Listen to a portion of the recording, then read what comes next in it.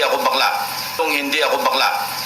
Nagalit si Senador Lacson kay Aimee Marcos dahil hindi daw siya bakla. Nagpost kasi si Senador Aimee na makipagsabunutan silang dalawa. Sir Aimee thought na piluka yung buhok ko or she was insinuating na bakla ako.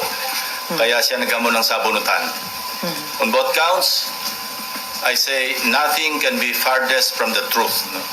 Una, hindi po piluka ang aking buhok. Idugtong ko na rin na walang peke sa mukha ko. Hindi rin pustiso ang ngipin ko. My teeth are all mine. Ulitin ko, walang peke sa anumang bahagi ng aking mukha. Pangalawa, lalong hindi ako bakla. At kung iniisip ni Senator Aimee na bakla ako, wala siyang maaaring makita na macho dito sa mundo. Pangalawa, or anyway, please don't get me wrong, I have nothing against homosexuals.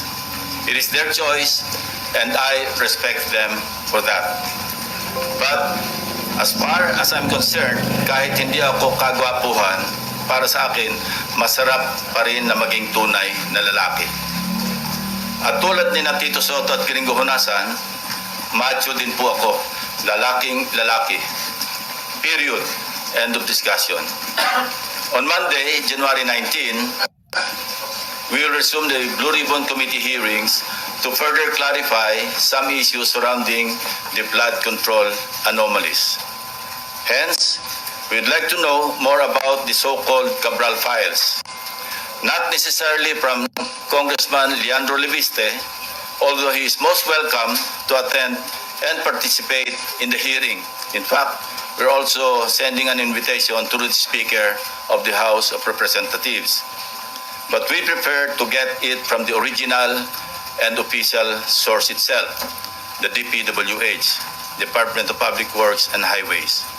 In this regard, we are issuing a subpoena duces tecum to Secretary Vince Dizon with the end in view of consolidating all the files, including but not limited to what the late Undersecretary Cabral left before she died, and which are confirmed to be in the possession of the department and which the Blue Ribbon Committee needs to further enhance our inquiry and investigation.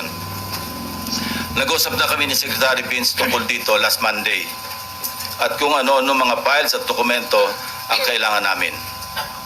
In relation to this, I received reliable information that former DPWH Secretary Manuel Bonoan deliberately submitted to Malacanang incorrect grid coordinates of thousands of flood control projects all over the country which form part of the Sumbong sa Pangulo website.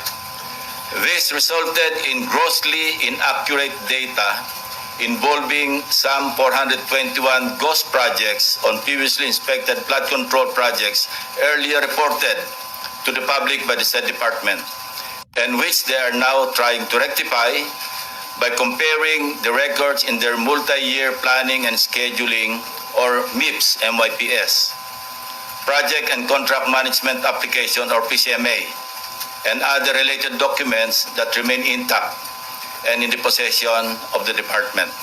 Second, we would like to clarify persistent reports that former Speaker Martin Romualdez had purchased a house and lot in a plush subdivision in Makati City using the Discayas as front in the said sale.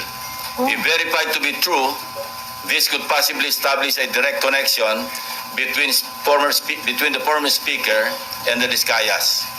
In this regard, we may invite the former owner of the property to shed light.